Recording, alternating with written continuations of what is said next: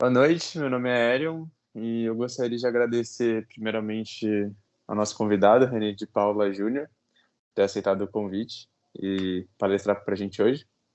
Também gostaria de agradecer aos nossos apoiadores CNA de Perdizes, Decofi Perdizes, Escola Cuca, Atlética de Comunicação e o CA de Publicidade. Esse é um evento organizado pela agência PUC, curso de PP e a PUC São Paulo. Antes de iniciar, também gostaria de ressaltar que para você ganhar o seu certificado de horas complementares e da palestra, você precisa estar inscrito no site. E o site está na bio da agência PUC e tem um post com tutorial para você se inscrever em cada palestra para você ganhar seu certificado. Também vou ressaltar que a gente vai ter alguns prêmios que estão rolando durante a semana. Em especial, tem um de sexta-feira. A gente vai sortear uma bolsa de estudos da Escola Cuca. E a nossa palestra de hoje se chama Quais as Novas Fronteiras do Futuro? E é isso. Muito obrigado. Bom, agora a minha parte, né? É assim que funciona? Ah, então tá. Isso. Bom, René, eu também faço das palavras do Erion as palavras da PUC. Agradeço imensamente você ter aceitado o convite. A galera de publicidade é uma galera extremamente comprometida, uma galera que gosta da área de comunicação, e ninguém melhor para trazer esse, vou usar um termo quase Silvio Santos, abrilhantar nossa noite. Pô, mas eu passei um pozinho, tá dando reflexo aqui. Então, assim, deixa eu apresentar você, René. Mais uma vez, super obrigado por você ter vindo.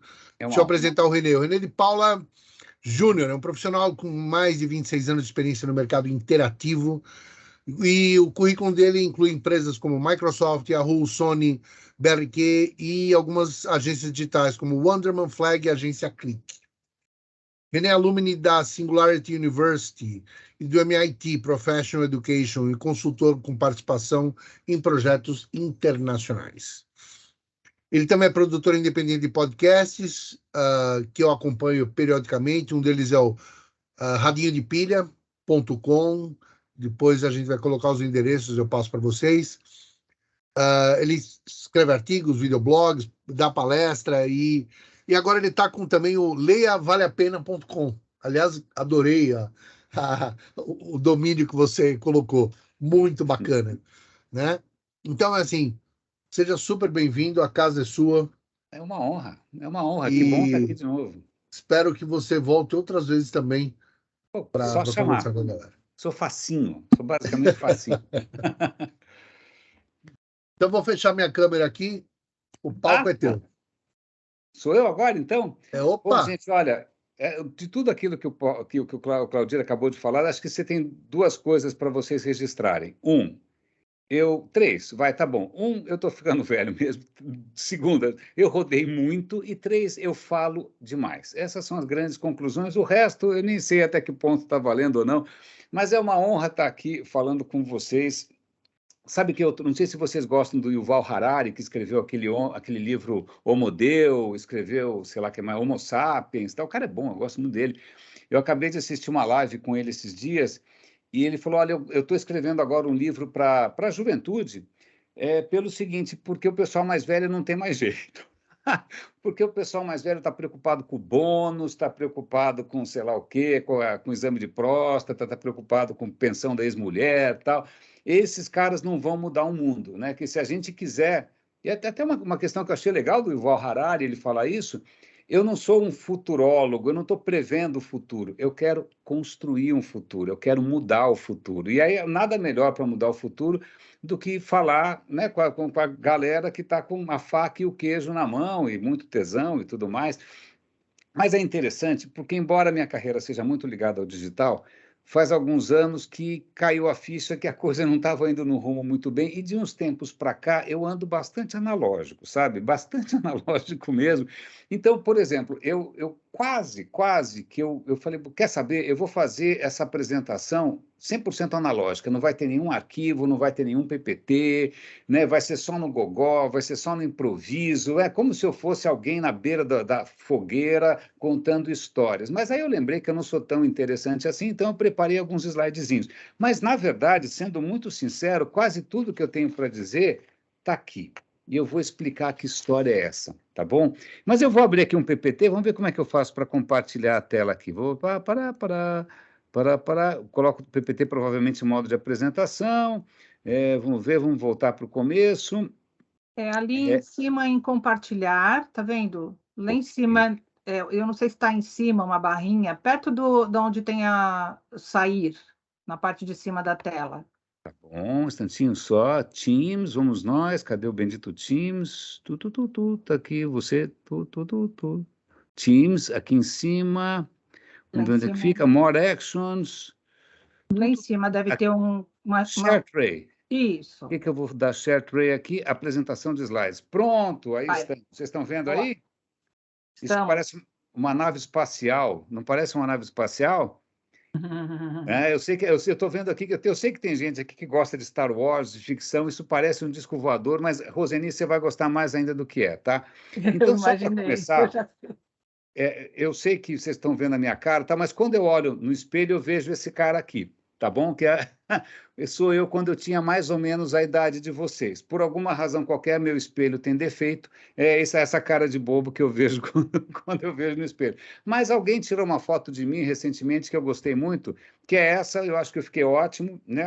Só que aí eu pensei que verde e amarelo hoje tem uma conotação um pouco perigosa, a gente está perto da eleição, vou tirar o verde e amarelo.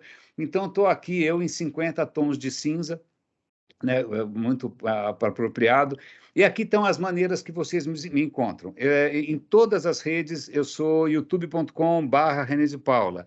Eu sou, fala aí, LinkedIn/René de Paula. Twitter, o único canal, a única plataforma onde eu não sou René de Paula é o Instagram. Por quê? Porque no Instagram, René de Paula é um homônimo meu, que é um cara queridíssimo, que eu adoro, que é meu irmão, que é um homônimo meu que é fotógrafo. Ele é um fotógrafo, ele chama René de Paula.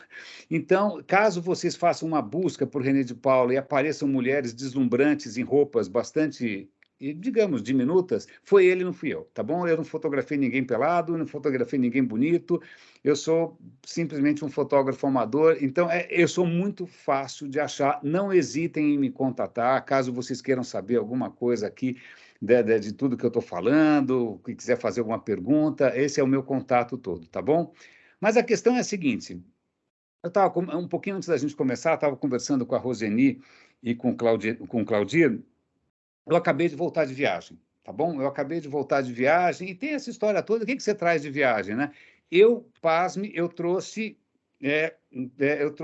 cartões postais. Não estou brincando, eu trouxe alguns cartões postais.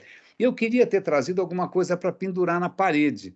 Aí eu falei, puxa, eu devia ter comprado um pôster, né? Então eu falei, mas eu sou meio bobo, né? Se eu quiser um pôster de Paris, por que eu não entro numa dessas plataformas de inteligência artificial e peço para o cara, faz aí um pôster de Paris? E eu fiz isso hoje de manhã.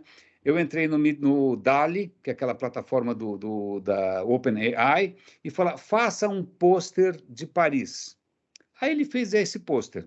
Ficou bonito, certo? Paris, Torre Eiffel. Será que é a Paris que eu quero lembrar? É a Paris da Torre Eiffel? Eu falei, cara, pensando bem, não, porque quando a Torre Eiffel foi feita, até vale a pena a gente lembrar um pouco aqui da história. Paris era aquela cidade da Belle Époque, né, da pintura, das artes, mas quando começa essa história toda de tecnologia, indústria, vapor, tal, os caras acharam que eles tinham que, a gente quer ficar bem na foto, a gente quer competir com as grandes cidades, vamos botar aqui um monumento tão grande quanto, sei lá, a Estátua da Liberdade. Tal. E aí, quem venceu o concurso teve essa ideia de fazer uma torre de aço, que muita gente odiou. Né? Tem muito francês, tem um escritor muito famoso, que é o Guy de Maupassant, ele almoçava todo dia, no primeiro andar, tinha um restaurante na torre, ele almoçava todo dia no andar da torre. Por quê? Porque era o único lugar que ele não via a torre. Né? Era o único jeito dele não ver a torre, que ele achava muito feia, era ficar dentro da torre. Então, muita gente não gostou, porque, para os franceses, a alma de Paris não estava ali. A alma não era um troço feio, tecnológico, de ferro e tal. Vale lembrar, inclusive, Por que que Van Gogh foi para Paris e depois foi embora? Por que que Gauguin foi para Paris e depois foi embora? Porque eles não aguentavam a modernidade, eles não aguentavam a tecnologia, a fumaça, barulho, tal. Eles foram o quê? Para a natureza, foram embora. Então, todo mundo foi embora. Monet foi embora, foi fazer um jardim maravilhoso em Giverny e tal. Mas então tá bom. Então vou fazer, olha, a Paris que eu gosto, na verdade, é a Paris das Artes. Então faz um pôster para mim de Montmartre. Montmartre é onde estavam esses artistas todos, tal. Aí eu pedi para o Dali, ele fez essa coisa meio feia, tal. Eu falei, quer saber? Desculpa, cara, mas toda vez que eu peço alguma coisa para uma inteligência artificial, o que vem é clichê. Porque pensa, esses robôs todos, não sei se vocês já testaram, eu fico testando o dia inteiro, é uma coisa meio viciante e tal. Né? Faça alguma coisa no estilo do Van Gogh, faça alguma coisa no estilo do Picasso, tal. Ele acaba pegando o chavão, né? Outro dia até fiz uma provocação, eu falei, eu quero a cara da virtude. Apareceu uma mulher branca. Por que que a virtude é uma mulher branca? Primeiro, por que que é uma mulher? E por que que ela é branca? Por que não é de outra cor? Né? Então, você percebe que vem muita coisa que é meio salsicha, né? Tudo batido no liquidificador, tudo meio misturado. Eu falei, não, não é disso que eu lembro. Aí eu lembrei de o pôster para mim, que traduz Montmartre. Primeiro que assim, veja só, Montmartre sempre atraiu figuras exóticas. Tá aí esse bonitão aí, esse cartão postal eu comprei em Montmartre. Essa é uma lembrança de Montmartre, tá bom? O homem tatuado, você tinha um mundo do espetáculo, do cabaré e tal. E tem uma coisa muito interessante, porque vocês já foram se vocês procurarem por Montmartre, vai aparecer justamente uma igreja gigante, tá bom? É uma catedral de Montmartre. E eu nunca entendi a catedral. Eu olhava aquilo e falei, pô, isso aqui é um bairro boêmio, por que que tem uma catedral? Eu fui ao Museu de Montmartre, que eu recomendo a todos vocês, que é um museu muito bacana, muito pequenininho, tal, muito legal. E a questão é a seguinte, Montmartre era um lugar boêmio, era quase que uma cidade do interior, só tinha artistas, prostitutas, beberrões, bares, etc. e tal. O que acontece é que a Prússia declarou guerra à França, a Prússia estava quase que invadindo Paris, ela sitiou Paris, a situação ficou um caos, aí o pessoal ali de Paris falou, quer saber, vamos dar uma banana nessa história toda e a gente vai fazer aqui uma revolução aqui dentro. Foi a Comuna de Paris.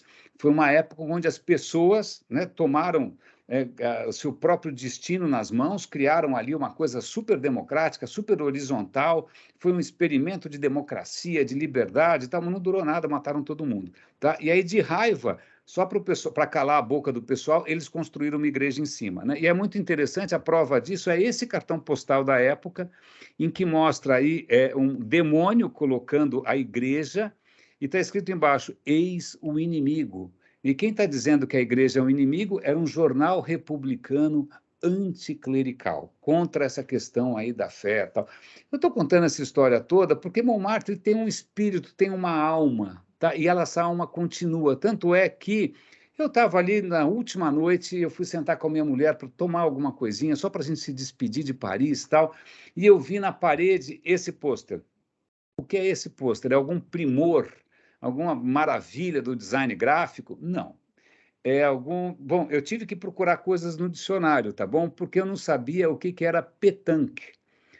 O que acontece é o seguinte, em Montmartre tem um clube de boccia. Eu não sei se vocês sabem o que é boccia. Boccia é uma coisa da minha infância, é uma coisa italiana. Normalmente você tem ali um terreno em que as pessoas têm lá umas pedrinhas, ficam jogando a pedrinha. Em princípio, quando eu era criança, aquilo era uma coisa meio de velho. Pois bem, Montmartre tem um clube. Nossa, é curioso, René, eu nunca ouvi. É curioso, eu nunca ouvi falar sobre isso. Então, boccia, e tem um clube de boccia que os caras estão dizendo o seguinte, olha, o nosso clube está com perigo de expulsão. E olha o que está escrito embaixo, 50 anos de laços sociais ameaçados. Não coloque a mão no meu clube de boccia. Por que eu estou contando essa história? Né? Por que eu estou usando essas coisas todas analógicas? Por que eu estou evitando, eu estou insatisfeito com essa questão dos robôs? Talvez porque seja uma coisa muito francesa. O francês O francês adora ser francês, não sei se vocês já tiveram muito contato, eles adoram a própria cultura. Se você for para a Normandia, eles vão dizer que a Normandia é o melhor lugar do mundo. Se você for para a Provença, eles vão dizer que é o melhor lugar do mundo. Se você for para Savoy, tanto faz. Né? Os caras são muito apegados à própria história, muito apegados ao seu próprio lugar, muito apegados à sua própria tradição culinária. Eles até têm um conceito que eu acho bacana. Eu não sei se vocês gostam de vinho, não precisa mentir, porque eu não gosto, me dá dor de cabeça, eu broxo, é uma coisa, é um desastre. Mas, assim, se você gosta de vinho, um termo para quem gosta de vinho muito comum é um termo chamado de terroir. Terroir são características que acabam sendo absorvidas pelos... Esse vinho aqui, ele tem uma coisa muito característica que tem a ver com o solo, com as bactérias, com o sol, com, sei lá o que, com a vegetação. Então, são coisas muito específicas daquele lugar ali que dão um caráter único, seja uma cerveja artesanal, seja um queijo local, seja uma cidra. Então, se você tiver tempo e puder viajar pelo interior da França, você vai explorar essas inúmeras variedades. O que, digamos que é um certo contraste, né, com um outro mundo, vamos pensar um mundo aí americano, onde é o cachorro-quente em qualquer lugar, o ketchup é o mesmo ketchup em qualquer lugar, a Coca-Cola é a mesma Coca-Cola em qualquer lugar. Né? Os franceses resistem a essa história toda de você tentar universalizar ou tentar tornar as coisas todas elas iguais. Tem essa questão toda de universalizar, para mim, tem um problema que eu acho que está ficando cada vez mais claro, tá bom? Se vocês forem passear pelo Vaticano, por acaso, né, vocês podem fazer um tour, e aí no tour vocês vão ver uma pintura muito famosa, um paredão inteiro feito por um cara muito novinho, era o Rafael, muito novo, né, e esse quadro, vou até colocar um certo contexto, né, quando vem a Igreja Católica, né, quando vem o cristianismo, o que acontece, legal, todo mundo que veio antes era pagão, tá bom? Esquece, tudo era pagão, tudo era mentira, tudo era o demônio, tal. Mas aí os caras reconheceram que, pô, tinha gente boa ali, cara, tinha bons pensadores, né? Você tinha bons filósofos, pô, a gente não pode jogar esses caras no lixo, né? Então, no próprio Vaticano, o cara encomendou, fez ali um paredão, né, para reconhecer a herança pagã. Esses caras não eram cristãos, mas eram bacanas, né? Então, essa parede se chama Os Filósofos, não é? E aí você tem ali no centro dois velhinhos, um velhinho careca, outro não tão velhinho. O velhinho careca está apontando para cima e o outro está botando a mão para frente, assim, fazendo, muita calma nessa hora, não é bem assim. Tal. Quem está apontando para cima é o Platão. O Platão, que eu acho que é onde começou tudo que tem de errado no mundo, ele falou o seguinte, olha, esse mundo aí é muito bagunçado, é o caos, é uma zona, as coisas não duram nada, é um mundo de sofrimento, dor, é um mundo transitório, as pessoas morrem, eu levo o pé na bunda, né, meu cabelo caiu. Né, o que realmente conta, o mundo verdadeiro não é esse. O mundo verdadeiro é o mundo ideal. Existe um outro mundo, que é um mundo eterno, que é um mundo perfeito, que é um mundo universal. Então, por exemplo, quando você vê um círculo, eu vou desenhar um círculo, né? Ele não é um círculo perfeito, claro que não, né? Eu estou desenhando na mão, mas você reconhece como círculo porque todo conhecimento que você tem, na verdade, é lembrança. Porque quando a sua alma, lá vem, a alma vinha encarnar nesse mundo, que é uma bagunça, é uma zona, a sua alma estava atravessando o reino, né, esse reino ideal, e ela pôde contemplar as formas perfeitas, o quadrado perfeito, o círculo perfeito, tudo perfeito e tal. Então, quando você chega aqui, você relembra das formas perfeitas. Esse mundo é uma confusão, não vale a pena perder muito tempo com esse mundo. O que importa é o mundo das ideias, tá bom? Eu não preciso dizer que eu discordo disso profundamente, tá bom? E aí o Aristóteles, que era um cara um pouquinho mais interessado no mundo, falou, não, para com isso, cara. A gente tem que entender esse mundo tem sua própria beleza, vamos lá, vamos estudar as formas de vida, vamos pensar como é que os homens se organizam na política, tal. Então, você tinha ali, aliás, um cara com essa coisa universal e um outro cara começando a reconhecer que a coisa é mais complexa e achando graça na coisa complexa, tá? E hoje é muito interessante, eu não sei, eu fiz um tempo de exatas, eu me formei em comunicação, como vocês. Eu fiz um curso que não existe mais, que é rádio e TV. Eu me formei como radialista, né? Eu trabalhei em televisão, inclusive, antes de trabalhar com internet. Acho que não existe mais isso, mas agora deve ser audiovisual, não sei o que é. Mas o que acontece é que eu tinha feito exatas antes. E quando você faz exatas, você aprende equações. E as suas equações em exatas pode ser uma equação de mecânica dos fluidos, transferência de calor e massa, as leis de Maxwell, elas são universais. Então, ela funciona em Miami, ela funciona em Osasco, ela funciona em qualquer lugar, porque é universal, certo? Então, um engenheiro pode pegar o seu diplominha e ir para qualquer lugar, né? Agora, quando eu fui para a ECA, então, sei lá, quando eu estava fazendo exatas, alguém dava aquelas provas cabeludas, se eu soubesse a fórmula universal, eu dava a única resposta possível, porque em exatas as coisas só têm uma resposta, que é uma resposta universal, né? Qual é o tamanho do cano? Qual é o tamanho da, sei lá do quê, da broca, não é? Agora, quando eu fui para comunicações, quando eu fui para a ECA, quando chegou na hora de avaliação do curso, tá, para você tirar nota, o cara falou assim, olha, escreva um roteiro. Tem resposta certa, roteiro? Quantos roteiros diferentes você pode fazer que são igualmente bons? Aliás, existe um roteiro universal? Não, você tem que levar em conta com quem que você está falando, se o roteiro é para televisão, se é para o Instagram, se é sei lá para onde que é, tal. Minha cabeça, bum, explodiu. Pela primeira vez, caiu a ficha de que o mundo é absolutamente diverso, o mundo muda sem parar, tal. E é engraçado, porque tinha um grego, esse cara pequenininho aqui, sentadinho, meio distraído, tal. Esse cara que foi registrado aí sem muito destaque, ele se chama Heráclito.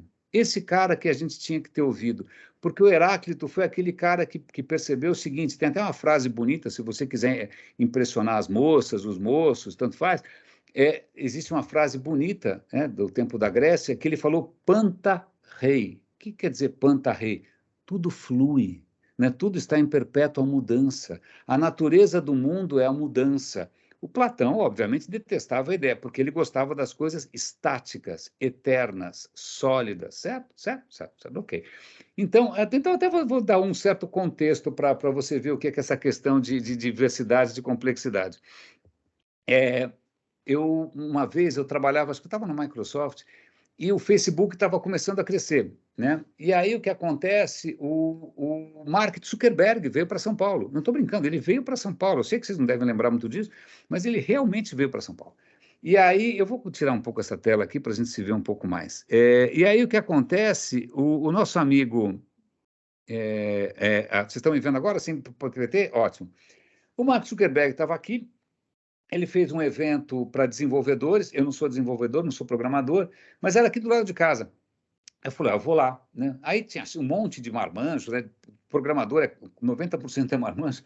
E aí ele falou as baboseiras dele lá, tal, e ele abriu o microfone. E eu não posso ver um microfone, eu tenho que admitir, eu tenho um problema, Freud explica, mas eu vi um microfone, eu falei, posso fazer uma pergunta? Pode. Aí eu falei, olha, é o seguinte, o Facebook, ele está se espalhando pelo mundo, né? Na época eles deviam ter, sei lá, 1 bilhão de usuários, não sei.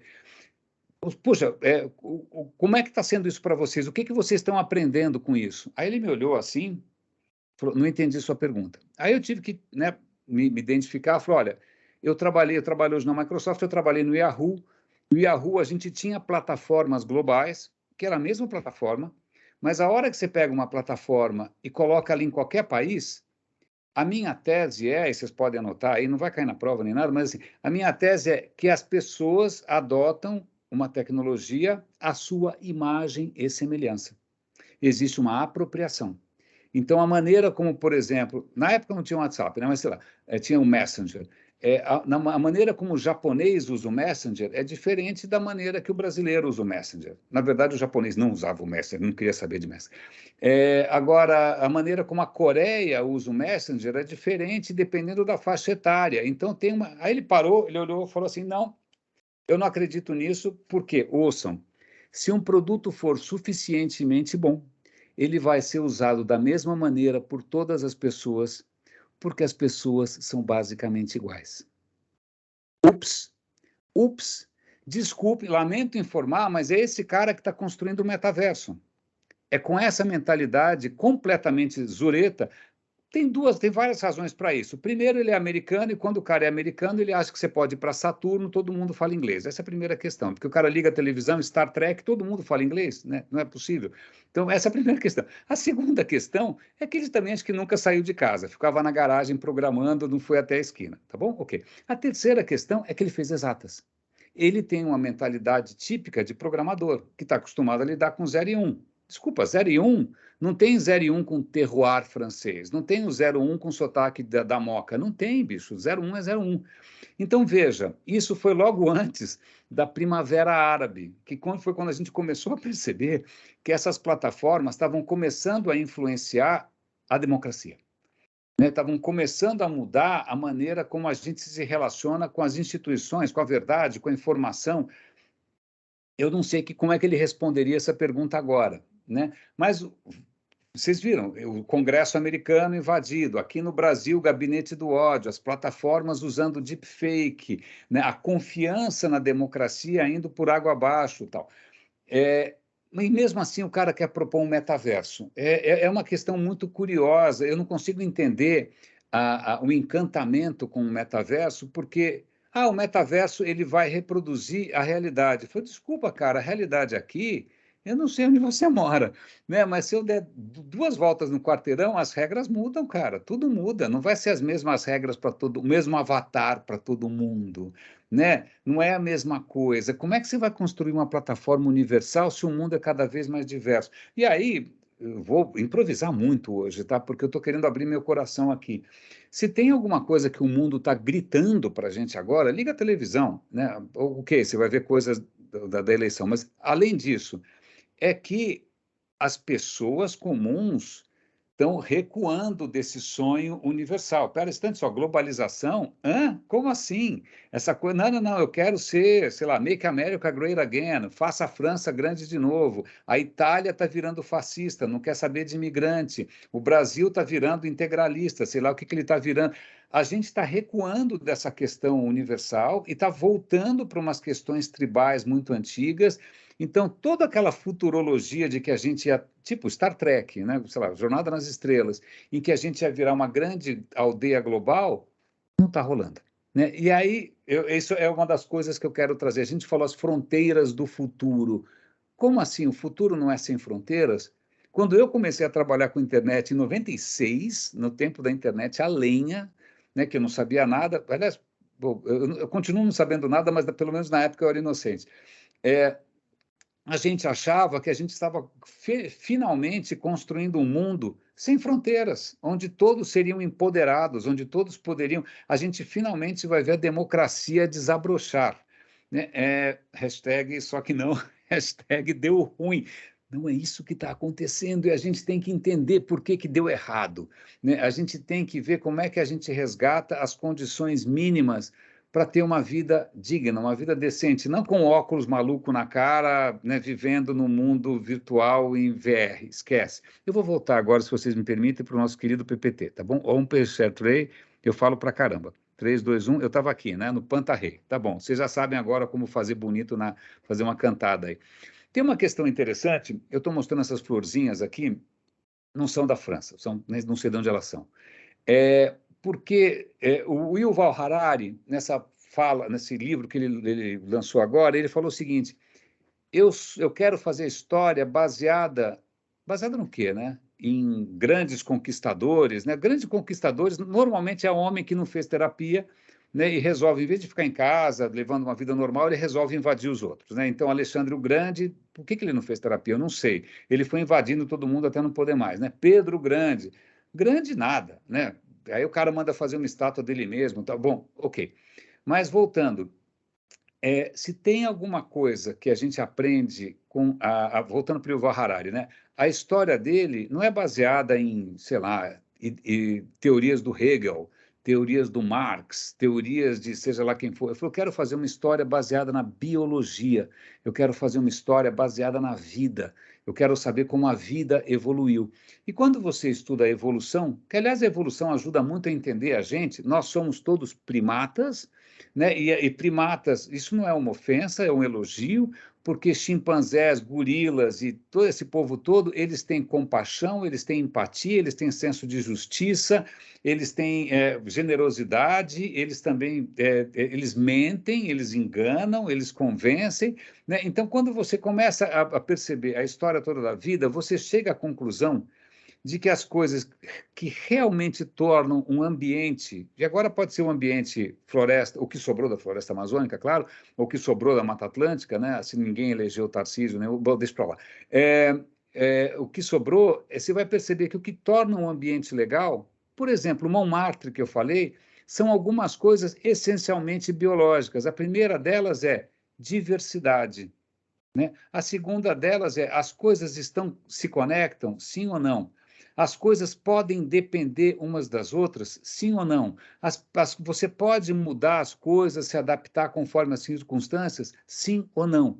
Isso vale, seja para um jardim, isso vale para uma floresta, isso vale para o Recife de corais, isso vale para uma empresa. Né? Uma empresa, você vai trabalhar numa empresa, todo mundo fez a mesma escola, aliás, todo mundo é branco, né? Todo mundo deve ter um sobrenome italiano ou europeu, né? E pera um instante só, é todo mundo igual aqui, né? Não tem diversidade nenhuma. Né? Aí tá legal, então tá bom, vamos chamar gente diferente. Aí você chama gente diferente, aliás, eu já fui chamado, talvez por causa disso, eu descobri na hora que alguém falou que você é diferentão. Eu falei, pô, estou tentando me... Como assim? O que eu fiz de errado? Né? A roupa, é o cabelo? É porque eu falo muito? É porque eu olho nos olhos? Bom, mas ok. Contrataram alguém diferente, mas não tinha conexão. Eu estava isolado, as pessoas não podiam se conectar, não tinham essa liberdade.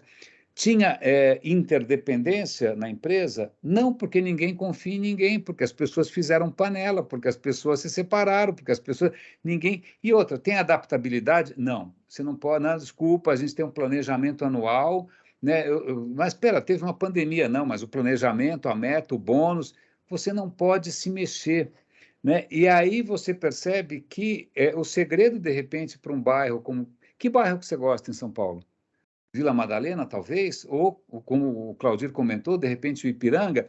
Por que você gosta? Porque ali você tem gente de todo tipo. Você pode se conectar, as pessoas dependem umas das outras, né? Você consegue mudar uma coisa aqui, outra coisa ali, surge um novo bar, surge uma nova padaria, um museu foi renovado. Cara, você está... Um bairro em que isso é possível é maravilhoso. Agora, se você mora na Faria Lima, a bendita Faria Lima, nada disso acontece. Todo mundo é branquinho, todo mundo é igual, né? Todo é uma coisa mais ou menos congelada. Quero mostrar uma coisa para vocês, já que eu estou falando aqui de evolução, eu quero mostrar, eu fechei o PowerPoint, vocês estão me vendo, né? Eu vou abrir agora para vocês, eu quero compartilhar uma questão muito interessante, que quando a gente fala, a gente olha esse mundo polarizado, que eu sempre achei que essa questão do mundo polarizado fosse culpa, essencialmente, das plataformas. Né? As plataformas estão radicalizando a gente não era tão radical assim. Mas eu quero compartilhar uma coisa muito interessante com vocês. Eu vou depois dar o URL, tá bom? Vocês estão vendo aqui essa página que se chama A Parábola dos Polígonos. Tá bom? É uma parábola. Eu estou parabólico hoje. Né? A história é a seguinte: vamos imaginar que você chegue numa sala de aula, tá bom?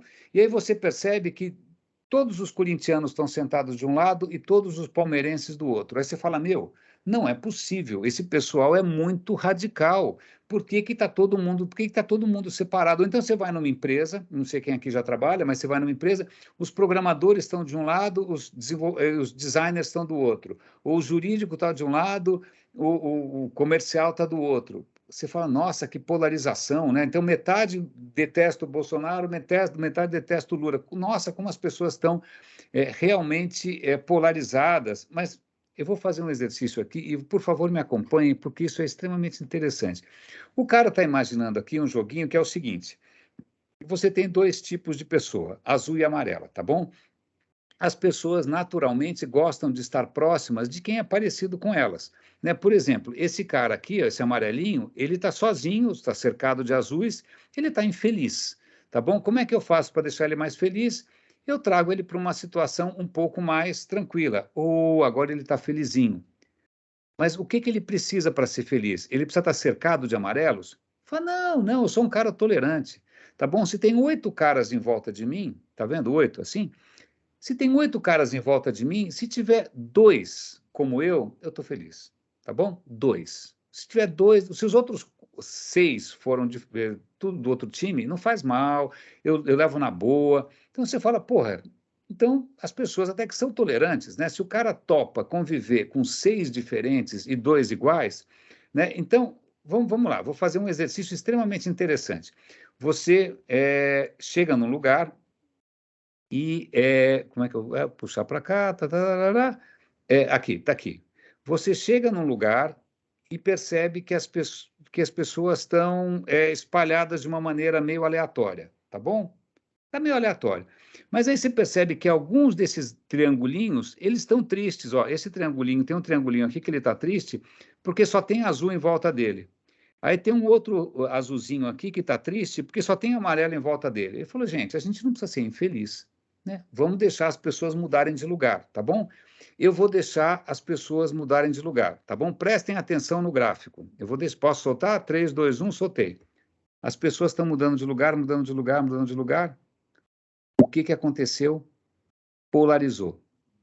Polarizou. Azul junto com azul, amarelo junto com amarelo. Vou começar de novo. Vou pegar outro arranjo aleatório, todo mundo espalhado.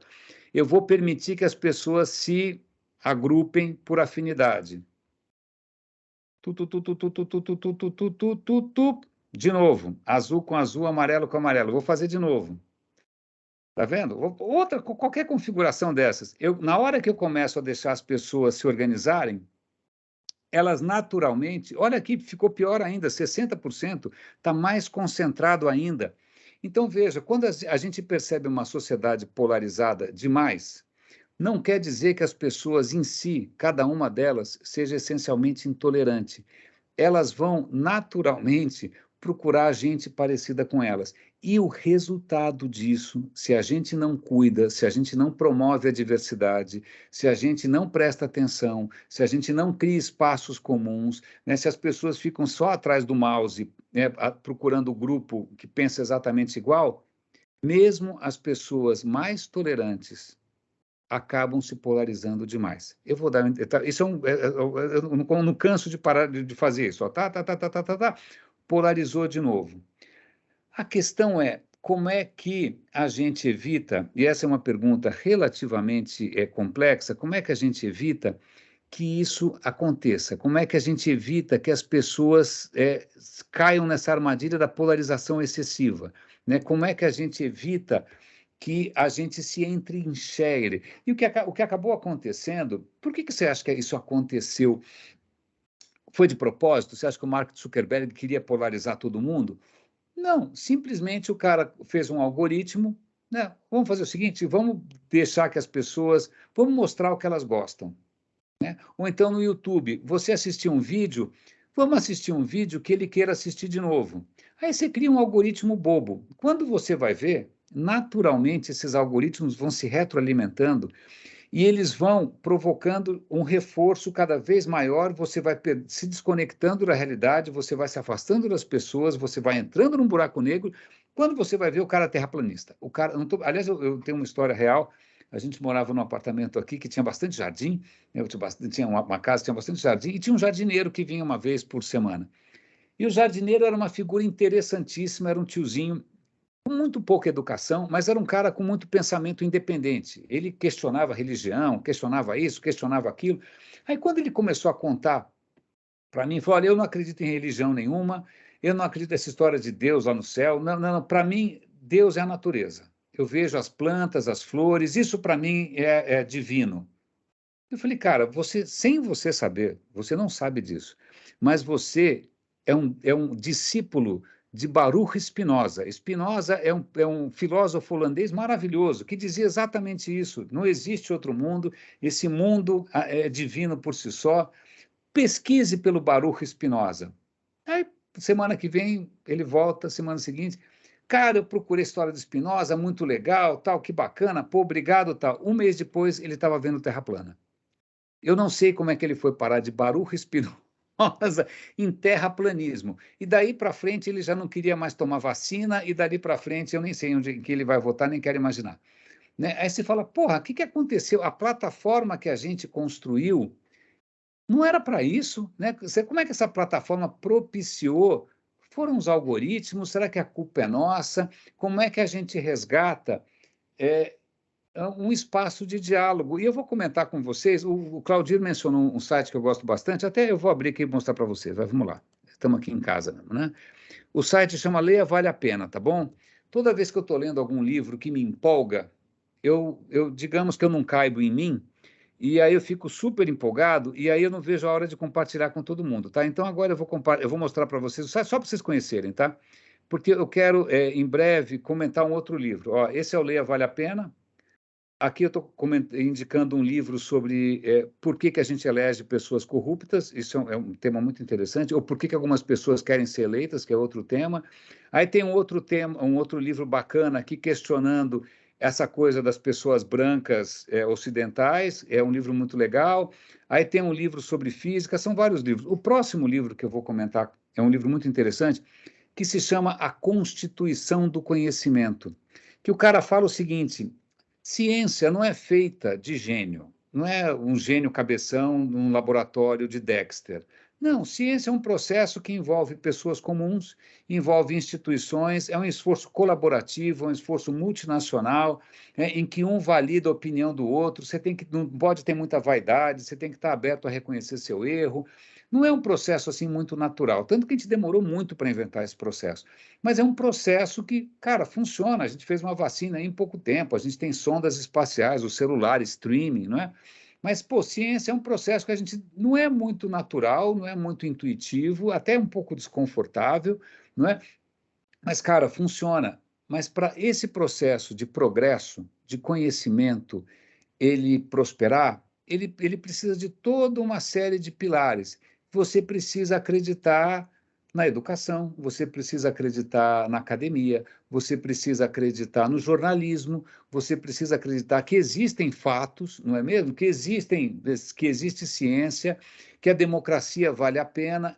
O que o digital acabou fazendo foi sabotar tudo isso, né? Porque de uma hora para outra você pode acreditar no que quiser, nada, tudo vale, tudo é a mesma coisa, tanto faz, né? E é um tiro no pé, porque é como se a gente tivesse criado uma ferramenta sensacional que está matando ela mesma, está matando a condição da gente continuar criando progresso. E, de novo, progresso não é feito de gênios, progresso é feito de diversidade. Aquilo que eu mostrei para vocês naquele slide ali, até vou achar aquele slide de novo lá. Diversidade, conexão, interdependência, é isso que tem construído um mundo minimamente mais civil, certo? Certo. Então vamos voltar para o nosso PPT, que a gente tem mais coisa para falar lá. Cadê o meu PPT tão simpático? Está aqui o PPT, agora eu tenho que colocar aqui nesse modo, e agora eu tenho que voltar para lá, porque obviamente o tiozinho velho aqui fez besteira, e a gente vai compartilhar a tela de outra maneira. Mas vamos lá. O PowerPoint está aqui aberto, a gente vem aqui, compartilha, tray. Vamos voltar. Então, tá bom, eu estava falando dessa história de diversidade, conexão, interdependência, adaptabilidade, ok? Ok. Então, eu vou contar para vocês um caso concreto, tá bom? Eu fazia parte de um projeto de consultoria internacional, tal, e chamaram a gente para fazer um projeto na Colômbia. Eu nunca tinha ido para a Colômbia, é um lugar maravilhoso. Medellín é uma cidade super inovadora, estupidamente bacana, inspiradora, tal. E aí, era eu e mais um bando de gringos que nem falavam espanhol direito, né? E aí, quando eu comecei a perceber as propostas dos gringos para a Colômbia, eu me lembrei dessa história aqui. Vamos voltar para a Grécia de novo, tá bom? Vocês topam? Vamos imaginar que se estivesse ali na Grécia, andando para lá, para cá em Atenas, né, o começo da democracia, né, o poder não está na mão dos tiranos mais, agora o poder está na mão das pessoas, um experimento muito legal. Né, você está andando para lá e para cá, aí você fala, cara, eu tenho um projeto aqui de lei, eu tenho uma... Se não for lei, vamos pensar numa startup. Aí chega um velhinho, meio barrigudinho, meio careca, ele fala, mas por que você está tão empolgado? Ah, porque meu projeto é bom. Aí o cara fala assim, defina bom. Não, ele é bom porque vai fazer o bem para as pessoas. Defina o bem. Não, ele é o bem porque ele vai tornar a vida das pessoas melhor. Defina melhor. Bom, moral da história, esse velhinho, o chato, era um cara chamado Sócrates, tá bom? O Sócrates era um pensador, ele queria chegar na essência das coisas. Ele queria chegar naquela grande conclusão, qual é o verdadeiro bem, qual é o verdadeiro belo, qual é a verdadeira justiça, qual é o melhor sistema de governo universal, porque ele tinha na cachola dela essa questão do universal. Tá? Aliás, essas fotos são justamente de Atenas, tá? Se você tivesse ali rodando por Atenas, você podia, de repente, encontrar um outro tipo de personagem que não estava tão preocupado assim com essência, com as coisas eternas. Eram os sofistas, eram os caras que estavam ensinando você a arte da oratória, como é que você convence as pessoas, como é que você junta as pessoas em torno de um projeto. Eram sofistas. Né? E aí o Sócrates chegou para um sofista e falou, você que acha que é muito esperto e tal, defina bom. Aí qual foi a resposta do sofista? Bom para quem, cara pálida? Porque o sofista, que eu acho muito mais esperto, aliás, ele sabia que não existe um bom universal. Depende de cada um e o mundo é grande. E com isso na cabeça, a hora que eu fui para Medellín, que é uma puta cidade legal, esqueçam aquela história toda do Escobar, passou, tá bom? Passou, uma cidade... Aliás, deixa... eu acho que São Paulo teria muito a aprender com ela, muitas cidades teriam a aprender e tal. É engraçado porque algumas ideias de Medellín a gente trouxe para cá e não deram certo. Por exemplo, em Medellín, você tem... A cidade fica no vale, e você tem nos barrancos dos vales, né, você tem comunidades, você tem favelas, certo? E essas favelas antes estavam dominadas pelo tráfico, não estão mais. E aí essas favelas elas eram super isoladas, elas não tinham o quê? Conexão, né, com o resto da cidade. O que os caras fizeram? Um teleférico, fizeram um raio de um bondinho para quem está na favela descer rápido, poder trabalhar, tal. Cara, eu andei nesse bondinho espetacular. Na estação do bondinho tinha, e a Roseni vai gostar disso, tinha uma biblioteca infantil, né, com livros para todo mundo poder se divertir, uma coisa espetacular, linda tal. Esse mesmo teleférico foi implantado no Rio de Janeiro, nas comunidades. Adivinha o que aconteceu? Não foi a mesma coisa. Né? Mas, pois bem, Medellín, e a gente tinha que fazer propostas para Medellín. E eu comecei a ouvir as propostas, e até veja como é que é essa mentalidade gringa, né? Era um projeto que tinha a ver com saúde pública. Aí uma das minhas colegas falou, não, olha, para mim, eu penso a saúde, eu penso num astronauta, porque um astronauta está no espaço, isolado, sozinho, e ele tem que cuidar de tudo, né? Ele não pode depender de ninguém. Eu olhei isso e falei, cara, essa mulher não sabe onde ela está, porque Colômbia é um país latino, as pessoas dependem umas das outras. Ninguém quer ser um astronauta, isso é um pesadelo. Como assim? Ficou louca, né? Então, quando eu fui fazer a minha proposta, eu lembrei dessa história do Sócrates aí, eu lembrei desse livro aqui, Culturas e Organizações. É um livro muito legal. Aliás, eu fiz um curso no MIT muito bacana sobre consciência cultural, que é um curso que ajuda você a entender as diferenças culturais entre todos os povos do mundo. Porque, cara, que tem muita diferença, né? Tem muita. E não é só se o cara gosta de comer bacon ou se gosta de comer, sei lá o quê, pão de queijo. Não, tem diferenças profundas, não é? E esse livro é muito legal, eu recomendo. O autor é o Gert Hofstede, ele é uma sumidade, o livro é muito bacana. Eu me inspirei nesse livro, ainda mais porque esse livro ele tem um site que você pode comparar culturas. Como é que você compara culturas? Sei lá, você pode comparar, por exemplo, a relação das pessoas com a incerteza. Né? Tem países que o cara se borra de medo da incerteza. Né? Tem países que os caras são muito mais autoritários. Né? Países latinos, normalmente, são muito mais autoritários do que... Você já foi para a Holanda ou para a Dinamarca? Cara, é super horizontal, né? Não tem muito nessa questão de hierarquia e tal. Então, eu fui no site, eu posso dizer para vocês, e eu falei, olha, vamos fazer o seguinte, eu quero comparar países. Então, vamos pegar aqui Estados Unidos. Como é que são os valores culturais dos Estados Unidos? Aí está aqui, o primeiro deles tem a ver com hierarquia, 40. Tá bom, 40 entre 100. O americano não é muito hierárquico, né? É um país, em princípio, livre e tal. Agora, individualismo, 90. É difícil pensar num país mais individualista que Estados Unidos. É só pensar no Trump, né, por exemplo, tal. Aí tem outras questões, incerteza, long term e tal. Aí eu falei, bom, eu estou na Colômbia, vamos ver como é que é a Colômbia? Vejam o individualismo, 13. povos latinos não pega bem você ser individualista, não pega bem. Você se preocupa com a sua família, você se preocupa com o seu bairro, né? Você pensa no próximo. Se você estiver fora da turma, você está frito. Até vou contar uma anedota rápida. Eu trabalhava na Sony e a Sony tinha uma história muito legal. Eles estavam lançando uma TV de plasma, na época se chamava TV de plasma, né? Era caríssimo, né? Era essas TVs fininhas, né? Todo mundo tinha aquelas TVs de tubo enormes. Então a anedota era a seguinte: os caras fizeram um anúncio que era um cara bonitão, assim, lindão, numa sala espetacular, super moderna, um apartamento com vista tal, ele na frente de uma televisão de plasma assistindo, sei lá, um jogo de futebol. Porra, né? Esplêndido. Aí foram mostrar isso no interior de São Paulo. A primeira reação foi: esse cara tem algum problema? Como assim tem algum problema? Porque ele está sozinho. Ninguém aqui assiste um jogo sozinho. Todo mundo, se eu tivesse uma televisão dessa, minha casa estaria cheia de amigos. Veja bem como essas questões, vocês estão fazendo propaganda, como essas questões não é a mesma coisa. Não é Bom, então, quando eu percebi que na Colômbia o que vale mais é a questão social, é a questão do pertencimento, é a questão da família, é a questão do amor, eu fiz uma proposta, que nem vou entrar no mérito aqui, mas em que você não tinha que cuidar só de você. Você ajudava os outros a cuidarem de si. Você descobria onde no seu bairro tinha lugares legais para você comer comida natural, onde que você podia pegar dicas para você cuidar do seu filho, né? Você podia passar informações para os seus pais terem uma vida mais saudável. Ele tinha toda uma preocupação comunitária. Adivinha o que aconteceu? A gente ganhou, a proposta gringa não ganhou. Tá bom? Por quê? Porque eu levei em conta a consideração cultural. Então, já que a gente está falando, vocês são de criação, eu não devia estar falando isso, mas é que hoje criação, lamento informar, meus caros, mas está ficando uma coisa digital, né? Se você tem um talento como ilustrador, eu tenho grandes amigos ilustradores, para que você precisa de ilustrador? Eu posso entrar agora, eu posso demonstrar para vocês, eu posso solicitar uma ilustração de altíssima qualidade e o robô vai fazer de graça.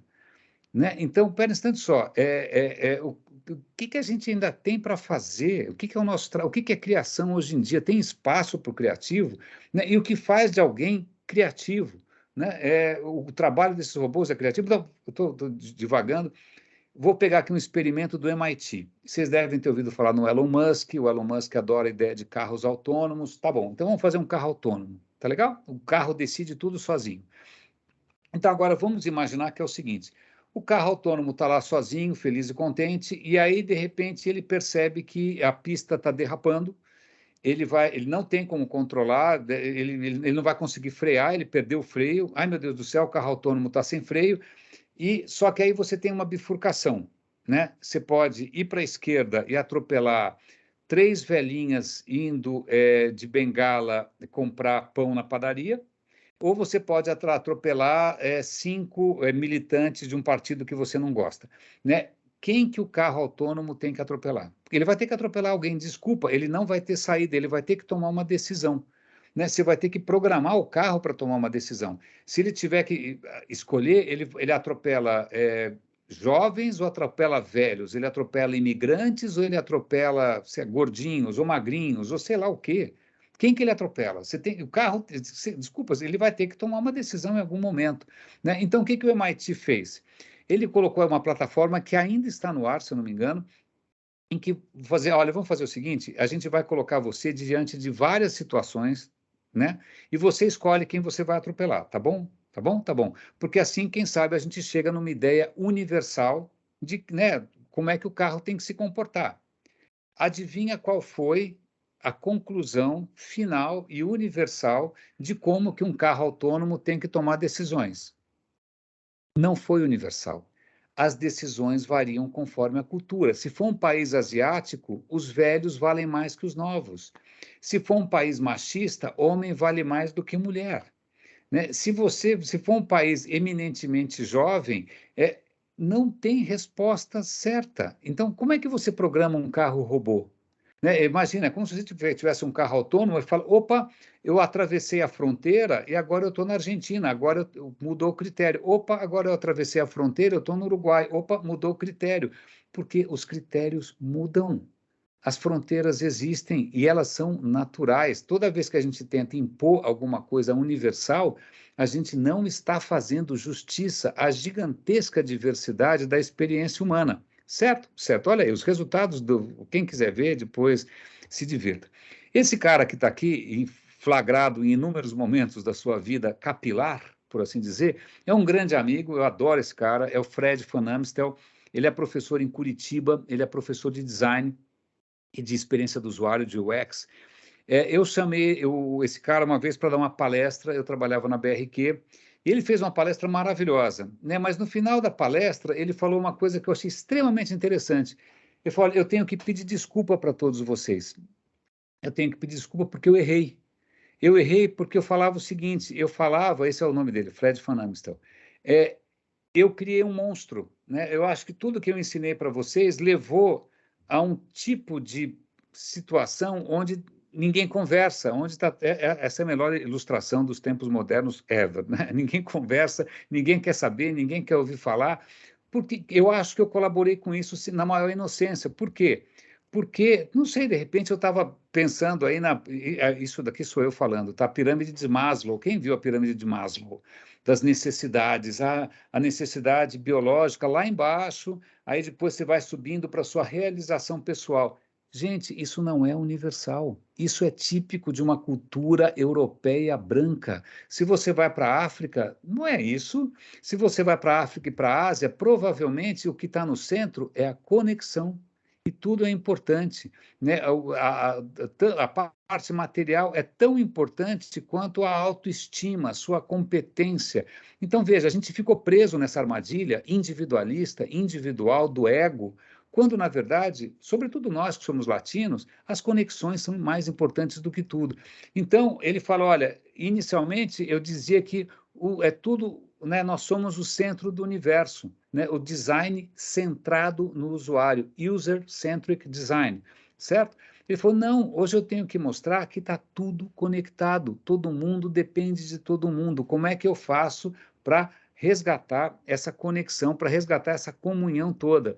Né? E eu até recomendo, para quem se interessa por esse tipo de coisa, vocês devem ter visto no Netflix, espero que está lá para ver, assistam, se chama O Dilema Social, Social Dilemma, que ele tenta mostrar toda a manipulação do Facebook, né, dessa coisa de algoritmos e tal, mas quem fez aquele documentário é um cara chamado Tristan Harris, e ele criou uma fundação que chama Fundações da Tecnologia Humana, a instituição chama Centro para Tecnologia Humana, e eles têm um curso que é gratuito, que se chama Fundações da Tecnologia Humana. E o desafio desse cara é como é que você cria plataformas que não exploram a nossa fraqueza, mas que elas nos conectem de verdade, que elas tragam à tona o melhor de nós, que elas nos fortaleçam, que elas não nos viciem, que elas não sejam irresistíveis, né, que você recupere o controle. Como é que você faz isso? Então, na boa, se vocês tiverem, se isso fala ao coração de vocês, existem caminhos, né? A gente não precisa entrar nessa armadilha do digital, de manipulação, de fazer as pessoas, sei lá o quê, né? Roubar as informações e tentar influenciar para elas comprarem o que elas não precisam de verdade, não é? Então, aqui está um bom caminho, extremamente interessante. Tem um outro instituto que chama Instituto Santa Fé, que eu gosto imensamente, que é um instituto de complexidade, que tentando justamente sair dessa armadilha de achar que tem coisas universais, metaversos, digital, tentando resgatar a complexidade da vida. Eu acho que essas coisas são absolutamente fundamentais. E aí, olha só essa citação dessa moça. Você não pode se atrever a criar tecnologias para a sociedade se você não sabe nada sobre a sociedade, né? Se você não sabe nada sobre como as pessoas funcionam, se você não sabe nada sobre como as culturas são diferentes, se você não viajou, se você não circulou, né? E é engraçado, porque quando a gente fala em circular tal, e viajar, eu até vou fazer um comentário aqui que eu acho que é oportuno. Quando você fala em línguas, são um excelente exemplo, né? Porque a língua não tem tradução, tem coisa que não dá para traduzir, né? Tem coisa que cada língua tem uma maneira de enxergar as coisas diferentes e tal. E uma palavra interessante é experiência. Quando você pergunta para alguém em alemão se o cara tem experiência, A palavra para experiência em alemão é Erfahrung. Erfahrung é uma palavra curiosa porque ela vem da palavra fahren. Fahren quer dizer viajar. Experiência, na cabeça do alemão, está ligada à ideia de viagem. Por quê? Porque na Idade Média, se você quisesse aprender um ofício, você aprendia com seu mestre por ali, né? Escolhia ali alguma oficina para aprender. Chegava num certo momento que você tinha que viajar para a próxima cidade para ir atrás de outro mestre. E aí você viajava, ia para Roma, ia para cá, ia para lá. E aí, depois de muito viajar, você era um cara viajado, você tinha experiência. E toda vez que a gente fala de viagem, eu, pelo menos, eu penso nas viagens de Ulisses. Né? Ulisses, né, o grego, fazendo a sua grande odisseia. Ulisses tem uma questão que eu acho que é extremamente interessante, porque... será que vale a pena fazer um parêntese? Talvez sim. Então vou fazer um parênteses, tá bom? Vou fazer um parênteses aqui, vocês vão ficar olhando esse barquinho. Aliás, esse barquinho é na Grécia mesmo. Eu fui para a Singularity University, que o Claudir comentou. Eu hoje renego, eu sou completamente contra tudo que eles pregam, sou contra, porque eles são fissurados em tecnologia, eles acham que tecnologia vai resolver tudo, eu acho que não, eles não têm nenhum tipo de modelo de entendimento da sociedade, eles acham que blockchain e Bitcoin resolve tudo, eu acho que não, eu me afastei deles, eu não quero mais saber, né? Eu lembro que teve um dia que a gente foi... vocês vão conhecer aqui o fundador da Singularidade, é o cara que escreveu o livro da Singularidade, é o Ray Kurzweil, ele é um gênio, tá? E o cara apareceu lá, ele começou a falar que no futuro as máquinas vão evoluir tanto que a gente vai ter computadores muito mais inteligentes do que a gente vai poder pegar a nossa mente, né, essa nossa mente maravilhosa, e colocar na nuvem. Esquece, o seu corpo é uma besteira, seu corpo não vale nada, está parecendo Platão, né? Você vai para um mundo eterno, digital, você vai ser... Aí eu levantei a mão, né? Vocês sabem que eu não posso ver microfone, eu já avisei. Eu falei, posso fazer uma parte? Ele falou, pois não. Eu falei, olha, é o seguinte, na hora de backupear todo mundo, não precisa me backupear, não, por várias razões. Em primeiro lugar, porque eu sou chato. Não precisa me backupear, não precisa perpetuar a minha chatice, eu já falei demais, está tudo bem. Em segundo lugar, eu acho morrer legal. Mortalidade é legal, renova, recicla. Né? Aliás, eu amo as pessoas e eu me preocupo com a vida delas, eu tenho medo de perdê-las. Se eu não tivesse mais medo de nada, se eu não tivesse corpo, que humanidade que me resta, né? E aí eu me lembrei que Ulisses, não sei se vocês lembram da Odisseia, mas Ulisses, nas suas peripécias, estava viajando ali pelo Mediterrâneo, ele vai parar numa ilha, essa ilha tem uma ninfa maravilhosa, magnífica, e ela se apaixona por ele, e aí os dois se apaixonam, e aí os dois ficam transando que nem uns loucos sem parar, e a ninfa está adorando essa história, e a ninfa fala, seguinte, gamei, peguei amor, tal, eu vou te fazer uma proposta que eu nunca fiz para ninguém. Fica aqui comigo e você vai ser imortal. Venha ser imortal comigo, venha viver uma vida eterna de delícias, prazeres e sexo e vinho, eu não sei mais o quê. Aí o cara olhou bem e falou, desculpa, mas não, eu sou humano, eu tenho um destino a cumprir, eu tenho que voltar para Ítaca, eu tenho que voltar para minha terra, eu tenho que voltar para minha mulher, eu tenho que voltar para minha família. Desculpa, eu sou humano, eu tenho uma humanidade a cumprir. E deixou, não estou brincando, o cara jogou tudo para cima e deixou a moça infeliz, o que é muito interessante, porque imagina se você é imortal e você fica infeliz para sempre, né? Uma ironia. Pois bem, eu lembrei disso tudo, porque quando eu falo que algumas palavras não têm tradução, quando você pensa, por exemplo, felicidade, eu não sei como você pensa em felicidade, né? E aí é interessante porque em grego, se você pensa em inglês, você vai pensar em happiness, certo? Shiny happy people, Disneylândia, né? Você vai pensar em alguma coisa dessas, né? Happy, happy, happy, iPhone, iPad, eu tenho que ser feliz, eu tenho que ter o meu fone de ouvido, eu tenho que descolar da realidade, eu tenho a minha playlist, eu tenho o meu telefone com as minhas fotos, com o meu grupo, né? Happiness. Mas curiosamente, para os gregos, não tinha uma palavra parecida com happiness, tinha uma palavra chamada eudaimonia. Eudaimonia, essa é a palavra, quando Ulisses finalmente chega, já está bastante idoso, né? Ele chega lá em Ítaca e ele fala, porra, legal, agora eu estou bem, agora eu estou sentindo eudaimonia. Isso quer dizer o quê? Que ele está happy, né, que ele está alegre. Não, eudaimonia, para você traduzir essa sensação de plenitude, você tem que levar 6 coisas em consideração. Felicidade para um grego era você ter autonomia. Você está empoderado, você tem autonomia, você pode fazer o que você quer. Você pode desenvolver quem você é. Você pode aceitar quem você é. Você tem um senso de propósito.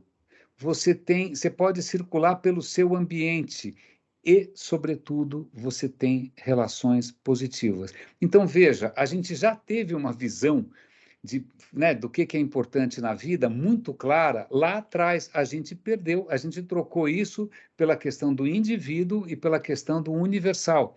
O que acontece é que, cara, desculpa, não, né? Nós somos criaturas relacionais, nós somos infinitamente diversos. Há inúmeros idiomas, há inúmeras cidades por conhecer, sabores, perfumes. Cara, o mundo é grande e o mundo não é só uma telinha, o mundo não cabe no metaverso, né? É lógico que ninguém quer voltar aqui para o tribalismo, ninguém quer botar um muro do Trump, né? Ninguém quer criar um mundo com fronteiras intransponíveis. Não, a gente quer criar pontes, mas respeitando as diversidades, respeitando os cruzamentos inesperados, as inspirações. Por que você acha que os artistas iam para Montmartre? Porque Montmartre efervescia, ele não era Faria Lima, você encontrava, estava todo mundo lá, né? Como é que a gente resgata esse espaço comum? E é engraçado porque uma das maneiras de você traduzir eudaimonia é a palavra florescer. Como é que você floresce? E nem todo mundo floresce igual, cara, a humanidade é um jardim. Aliás, se você quiser, né, ter uma classe legal, um grupo legal, um projeto legal, pense como jardineiro, não pense como ogro negócio, como plantador de soja que quer botar soja daqui até o fim da Amazônia. Pense como um jardineiro, você tem que ter um de cada, você tem que ter um que precisa de sol, outro que precisa de sombra, um precisa de água, outro tem espinhos, ok, paciência, tal. Como é que a gente resgata o pensamento de jardineiro? É assim que eu encerro a minha palestra. Aliás, eu vou desvendar um mistério. Caso alguém tenha ficado curioso, o que era aquela imagem maluca? Isso é uma biblioteca que inaugurou recentemente em Paris. A Roseni vai ter um infarte agora. Essa é a biblioteca que se chama Biblioteca Nacional Centro Richelieu. Vejam que projeto arquitetônico extraordinário. Mas tem outra coisa aqui que eu acho que é genial.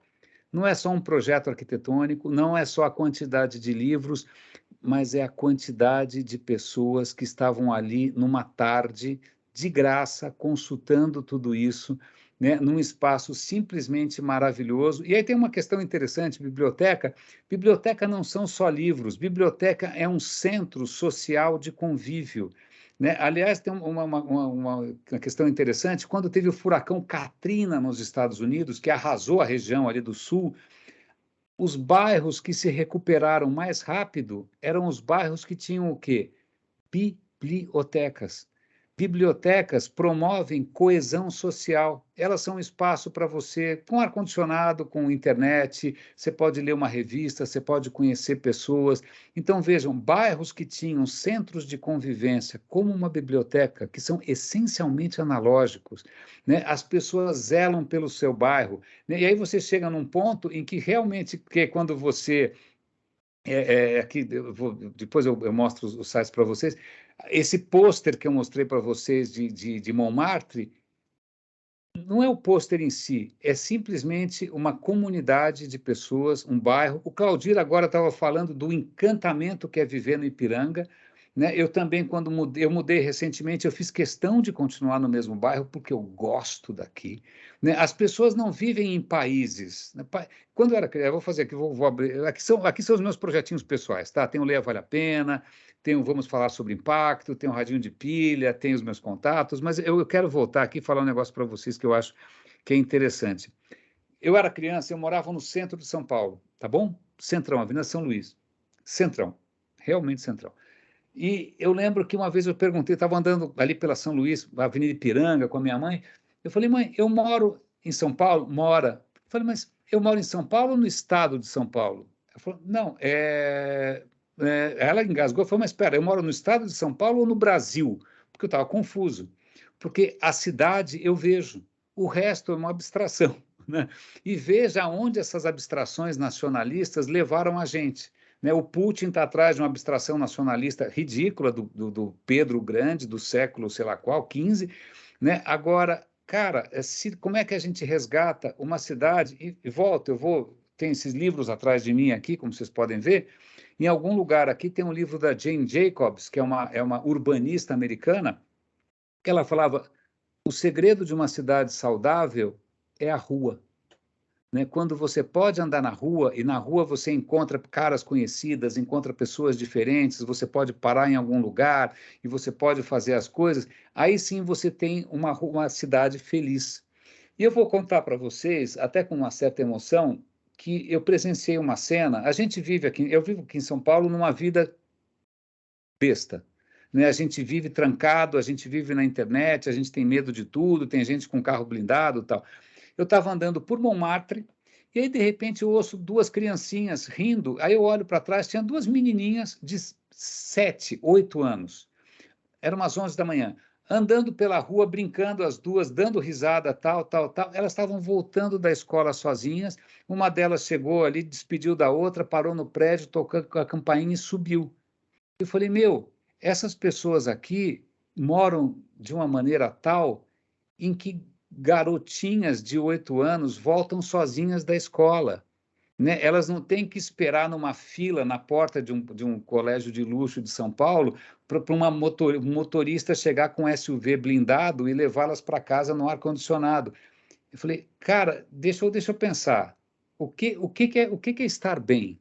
Né? É a SUV blindada?